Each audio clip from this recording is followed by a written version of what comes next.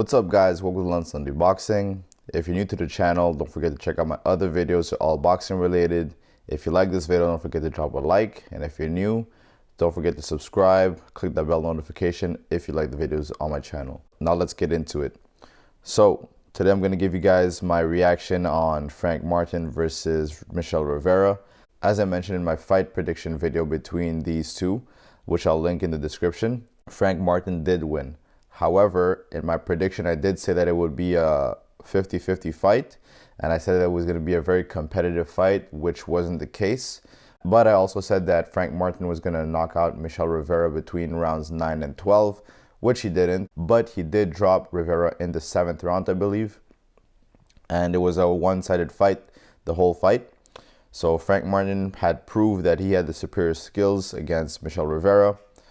Now, a few things that Rivera could have done to win the fight and make some adjustments was, firstly, he's fighting a southpaw, so get the foot on the outside.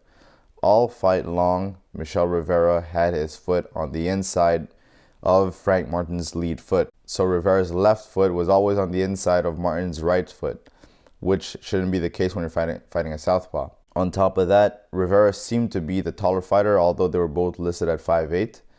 He seemed to be the taller fighter, the lankier fighter. He fought very, very small. His stance was very, very small, which means that he wasn't optimizing his reach.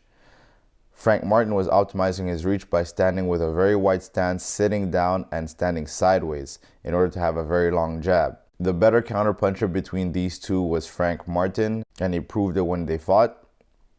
He has very, very fast hands, and he doesn't really get hit. He's a guy who stick and moves, and he has very, very good footwork. His footwork is better than Rivera's. Frank Martin's lead foot is always on the outside, making it easy for him to pivot to the right all the time and always escape after he's throwing a combination. Frank Martin started off very strong as the aggressor. He took rounds number 4 and 5 off, but if not, he controlled the fight for the whole time. But if not, he controlled the whole fight. I gave him 10 rounds to 2. Because he took a break in rounds 4 and 5, but those rounds could have even been given to Frank Martin. He could have even won all 12 rounds. You know, it wouldn't be a false scorecard if he won all 12 rounds. And another thing that made a difference in that fight is that Frank Martin is just so athletic compared to Michel Rivera. Rivera stands too tall with a very narrow stance, which doesn't give him the capability of stepping out or stepping to the side when a fast guy like Frank Martin jumps on him. Frank Martin, as mentioned earlier, he always has that squatted stance. He's always bending his knees, which facilitates him leaping in and out, side to side. Frank Martin is always ready to engage, and he proved that with his crisp counter-punching abilities. That slip left was there all night long. Frank Martin also did some very good body work, which I did mention in my last video. He mixed the punching between the head and the body very, very well, which slowed down Rivera in the long term. Rivera did not hit the body enough. Reason being is that because whenever Rivera would reach to the body, Frank Martin would always roll and throw that left hand. Frank Martin neutralized Rivera's body punching with that roll left hand counter. So Frank Martin is now the #1 contender for the WBA belts at 135. Gervonta Davis has the WBA regular world belt, and Devin Haney has a WBA super world belt.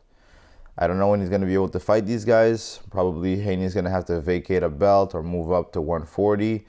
That way, other people could have the opportunity to fight for those straps at 135. If Gervonta Davis and Devin Haney stay at 135 and keep those WBA belts, I could see the WBA creating an interim belt or a gold belt for Frank Martin, making him a world champion. Either way, Frank Martin is on his way to becoming a world champion at 135. It's just a matter of time. Let me know what you guys think about the fight in the comment section below. If you like this video, don't forget to drop a like. If you're new, don't forget to subscribe, click the bell notification. I'll see you guys in the next video.